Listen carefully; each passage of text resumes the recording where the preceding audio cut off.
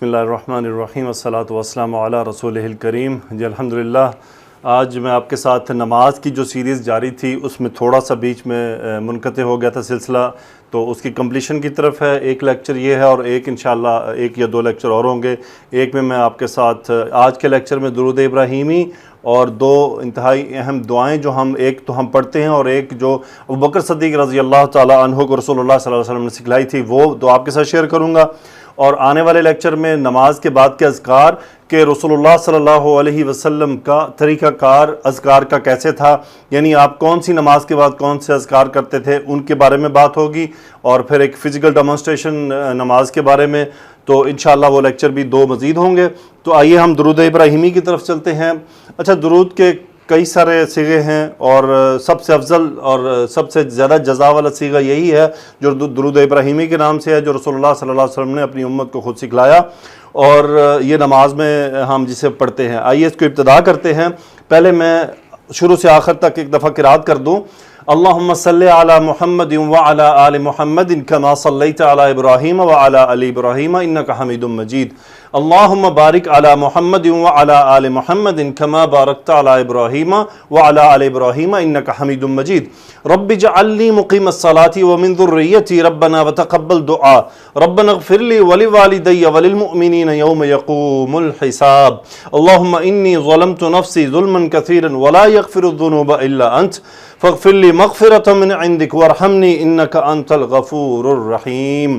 یہاں تک میں آپ کے ساتھ شیئر کرتا ہوں، تو شروع کر دیں۔ اللہم ایک ندا ہے، اے ہمارے پروردگار، صلی علی محمد، صلی یصلی، یہ نماز پڑھنے کے لیے دعا مانگنے کے لیے استعمال ہوتا ہے، یعنی صلیت میں نے نماز پڑھ لی، یصلی وہ نماز پڑھے گا، وہ نماز پڑھتا ہے، یہ یصلی وہ دعا مانگتا ہے، صلیت میں نے دعا مانگ لی، تو یہ یعنی مقصد کے حساب سے استعمال ہوتا ہے۔ تو یہاں پہ یہ صیغہ بن رہا ہے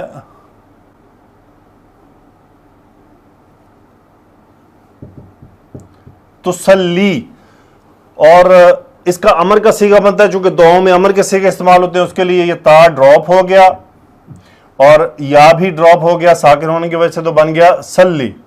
سلی کا مطلب نارمل تو ہوگا امر کا صیغہ، میں کہہ رہا ہوں سلی کہ تم دعا مانگو یا تم نماز پڑھو، یہاں انتا اس کا فاعل ہے، لیکن یہاں پہ یہ دعا کے میننگ میں نہیں ہے۔ جب اللہ سبحانہ و تعالیٰ سے یہاں پہ ہم دعا مانگ رہے ہیں تو ہم کیا کہہ رہے ہیں؟ صلی علی محمد، محمد صلی اللہ علیہ وسلم پر رحمت، یہاں رحمت کے معنی میں ہے کہ آپ اے اللہ عز و جل رسول اللہ صلی اللہ علیہ وسلم پر رحمت بھیجئے۔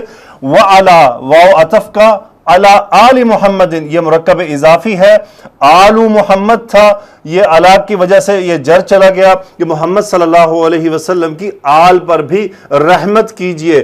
علماء نے یہاں اس کا مطلب یہ بیان فرمایا ہے تشریح میں کہ یہاں آل کے لیے دعا مانگنے سے مراد یہ ہے کہ یا اللہ ان کو بھی جو اس میں سے وہ لوگ، علماء نے یہاں قاعدہ لکھا ہے، وہ لوگ جو رسول اللہ صلی اللہ علیہ وسلم کی اتباع پر قائم ہیں، انہیں یا اللہ اپنے ولیوں میں شامل فرما لے اور ان پر رحمت نازل فرما۔ علماء نے اس طرح سے اس کا معنی لکھ رہا ہے وہ علی آل محمد، کہ یعنی آپ صلی اللہ علیہ وسلم کی آل تو بہت پھیلی ہوئی ہے، تو یہ تمام آل اس میں شامل ہے، وہ جو ایمان پر قائم ہے، رسول اللہ صلی اللہ علیہ وسلم کی اتباع پر قائم ہے۔ کما صلیت علی ابراہیم، اب یہ کما تشبیہ کا صیغہ ہے، ما موصولہ کاف کی طرح کا مطلب دیا جاتا ہے، ما یہاں پہ یہ مجرور ہے، کما کی طرح، اس جو کی طرح، صلیت انت فاعل فعل ماضی، تو نے رحم کیا، علی ابراہیم، ابراہیم یہاں پہ یہ حالت جر میں ہے کیونکہ یہ غیر منصرف اسم ہے، علی کی وجہ سے ایسے ہو رہا ہے۔ صلیت علی ابراہیم وعلی آل ابراہیم، جیسا کہ تو نے ابراہیم علیہ السلام پر اور ان کی آل پر رحمت فرمائی، یہاں پہ بھی آل ابراہیم مرکب اضافی ہے۔ آگے آ جائیں، انک حمید مجید، حمید مطلب بہت زیادہ تعریف کیا گیا، ہم سے فاعل کے وزن پر ہے یہ، مجید حمید، تو اس طرح سے حمید یہاں پہ تھا انت حمید، اس پہ انہ کی تاکید آئی، یقیناً تو بہت تعریف کیا جانے والا ہے اور تو بہت بڑی شان والا ہے، مجید بزرگی والا، بڑی شان والا۔ یہاں پہ پہلا حصہ مکمل ہوا، دوسرا حصہ اللہم اے ہمارے پروردگار، بارک، بارکا یبارک، برکت بھیجنا، تبارک سے یہ امر کا صیغہ ہے، کا ساکن تا ڈراپ، بارک انت فاعل، اے رب تو برکت بھیج علی محمد، محمد صلی اللہ علیہ وسلم پر، وعلی آل محمد، اور آل محمد صلی اللہ علیہ وسلم پر برکت نازل فرما، کما بارکتا، بارکتا فعل ماضی، انت فاعل، جیسا کہ تو نے برکت نازل فرمائی علی ابراہیم، ابراہیم علیہ السلام پر، وعلی آل ابراہیم، اور ابراہیم علیہ السلام کی اولاد پر، انک حمید مجید، سیم اسی طرح، بے شک یقیناً تو بہت تعریف کیا جانے والا ہے، تو بہت بڑی شان والا ہے، بزرگی والا ہے۔ یہاں تک تو ہو گیا درود ابراہیمی۔ آگے یہ ہماری مشہور ترین دعا ہے جسے ہم نماز میں پڑھتے ہیں، جو کہ قرآن میں سے ہے، ربی اے میرے رب، یا یہاں پہ محذوف ہے تو یہ ربی مرکب اضافی ہے، اے میرے رب پیچھے یا حرف ندا ہے، اے میرے رب، اجعلنی، جعل یجعل کا مطلب ہوتا ہے بنانا، اجعل انت فاعل امر کا صیغہ، نی مجھے، انا کی نسب کی ضمیر، رب اجعلنی اے میرے رب بنا دے مجھے، مقیم الصلاتی مرکب اضافی ہے یہ، مقیم کا مطلب ہوتا ہے قائم کرنے والا، مقیم الصلاتی یہ نسب ہے، مفعول ہے اجعلنی کا، مجھے نماز قائم کرنے والا بنا دے، ومن ذریتی، اور من حرف جر، یعنی یہ اب عطف ہے اجعلنی مقیم الصلاتی کا واو پر، کہ اور بنا دے نماز پڑھنے والا، من ذریت، ذریت اولاد، ذریتی مرکب اضافی، میری ذریت میں سے، اور میری ذریت میں سے بھی جو اولاد، میری ذریت کو بھی کیا ہے، ان میں سے بھی میری اولاد کو کیا کر دے، نماز پڑھنے والا، نماز قائم کرنے والا بنا دے۔ ربنا، یہ ربا نسب ہے، یا پیچھے محذوف ہے، اے ہمارے رب، وتقبل دعا، تقبل یتقبل قبول کرنا، باب تفعل، انت فاعل امر کا صیغہ، تقبل تو قبول فرما لے، دعا ہماری، تو ربنا وتقبل دعا، تو اے ہمارے رب تو دعا قبول فرما لے، ربنا اے ہمارے رب، اغفر لی، غفر یغفر، تغفر سے امر کا صیغہ، اغفر لی آنا کے لیے لام حرف جر، اے اللہ مجھے معاف فرما دے، ہمیشہ مغفرت اپنے آپ سے شروع کرنی چاہیے، پھر دوسرے کی مانگنی چاہیے، ربنا اغفر لی اے ہمارے رب مجھے معاف فرما دے، ولی والدی لام حرف جر، جس کے لیے معافی مانگی جاتی ہے وہ لام کے ساتھ آتا ہے، تو یہاں پہ تھا والدی، یہاں پہ تھا والدین، یہ تھا والدانی، والدانی مثنیٰ کا صیغہ،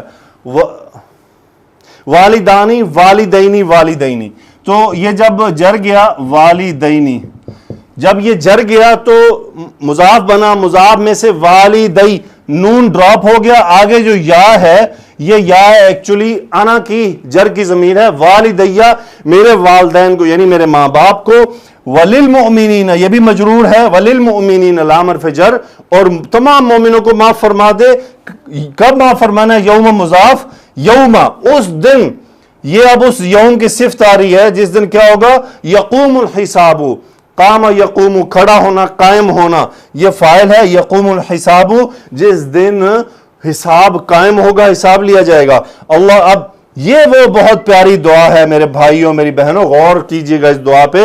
ابو بکر صدیق رضی اللہ تعالیٰ عنہ نے رسول اللہ صلی اللہ علیہ وآلہ وسلم سے فرمایا، اے پیارے رسول صلی اللہ علیہ وآلہ وسلم، عرض کیا کہ یا رسول اللہ مجھے وہ دعا بتائیے جو میں اپنی نماز کے اندر پڑھوں، تو آپ صلی اللہ علیہ وسلم نے سکھایا، اللہم اے میرے پروردگار، یعنی یوں کہیے، انی ظلمت، یعنی ظلم یظلم ظلم کرنا، ظلمت فعل ماضی، انا فاعل، انا مبتدا بنا، اس پہ انا کی تاکید کا صیغہ، اللہم انی ظلمت، اے اللہ یقیناً میں نے ظلم کیا، نفسی اپنی جان پر، یہ نفسی یہ حالت نصب میں ہے، مفعول ہے، انی ظلمت نفسی میں نے اپنی نفس پر ظلم کیا، کیسا ظلم کیا، یہ تاکید کے لیے، ظلمن کثیرن، سبحان اللہ، آپ غور کریں، شروع میں انا، پھر اس کے بعد اپنی جان، پھر اس کے اوپر مزید تاکید ظلم، پھر ظلم میں کیسا کثیر، میرا نہیں خیال اردو کے اندر طاقت نہیں ہے اس کا ترجمہ کرنے کی کہ کتنا کوئی ظلم ہو گیا ہے، اللہم انی ظلمت نفسی ظلما کثیرا، اے میرے پروردگار اے ہمارے پروردگار میں نے اپنی جان پر اتنا کو ظلم کر دیا کہ جس کی حد نہیں ہے. یہ وہ اسلوب ہے کہ بہت ظلم کر دیا ہے. اور حال یہ ہے کہ لا یغفر، غفر یغفر معاف کرنا، لا یغفر نہیں معاف کرتا، الذنوب ذنب کی جمع یہ مفعول یغفر، ولا یغفر الذنوب نہیں معاف کرتا گناہوں کو کوئی، الا سوائے انت تیرے سوا گناہوں کو کون معاف کرنے والا ہے. فاغفر لی، پھر غفر امر کا صیغہ، فاغفر لی بس مجھے معاف فرما دے. کیسی معافی دے؟ سبحان اللہ، مغفرتن یہ اس کو بڑھانے کے لیے، یعنی ایسی معافی دے اپنی طرف سے کہ جو کوئی نہیں دیتا. فاغفر لی مغفرتن، یا اللہ سب کچھ ہی معاف کر دے. یہ مغفرت کی تاکید کے لیے فاغفر لی مغفرتن، اے اللہ میری مغفرت فرما دے. کہاں سے؟ من عندک، اپنے پاس سے. من حرف جر عندی مجرور، من عندک اپنے پاس سے خاص مغفرت فرما دے، خاص رحم فرما، سارے گناہ معاف فرما دے.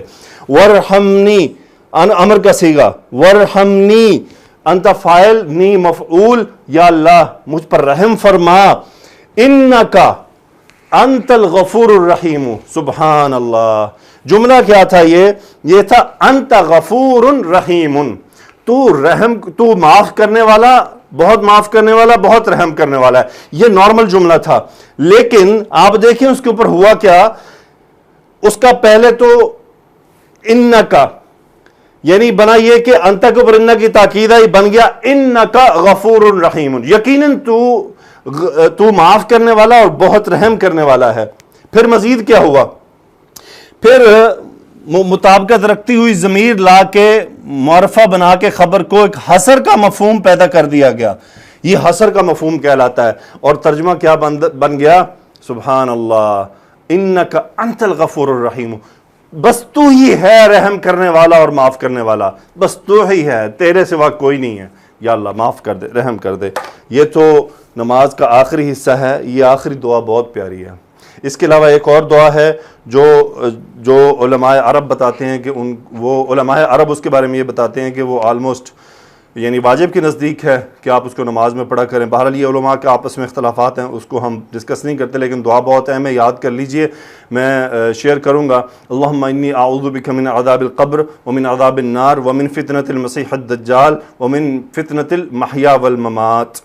جی یہ دعا ہے. علماء عرب اس کے بارے میں فرماتے ہیں کہ یہ 4 چیزیں جو ہیں، عذاب قبر، عذاب جہنم، فتنۃ المحیا والممات، ان 4 چیزوں سے پناہ مانگنا نماز کے اندر دعا کے لیے واجب ہے، کیونکہ رسول اللہ صلی اللہ علیہ وسلم نے اس کی بہت تاکید کی ہے. بہرحال یہ علماء کا آپس میں وجوب اور غیر وجوب کا جو ہے وہ اختلاف ہے. آپ اس کو چھوڑ کر بس دعا کا مقصد سمجھ لیں کہ دعا کتنی اہم ہے، تو پھر ہمیں دعا کو نماز میں مانگنا چاہیے، لازمی کرنا چاہیے. میں آپ کے ساتھ شیئر کرتا ہوں. اللہم، اے ہمارے پروردگار، انی اعوذ بکا، یعنی اعوذ انا فاعل فعل مضارع ہے، اعوذ میں پناہ میں آتا ہوں، با حرف جر جس کی پناہ میں آیا جاتا ہے. انی اعوذ بک، میں تیری پناہ میں آتا ہوں. انا مبتدا بنا، اس پہ انہ کی تاکید ہے، تو یہ اس کی خبر بن رہی ہے. من عذاب القبری، جس چیز کے عذاب سے جو ہے پناہ میں آیا جاتا ہے وہ ہے من کے ساتھ آ رہا ہے. یہ مرکب اضافی ہے، من نے عذاب کو جر کر دیا. من عذاب القبری، قبر کے عذاب سے تیری پناہ میں آتا ہوں. اور کیا؟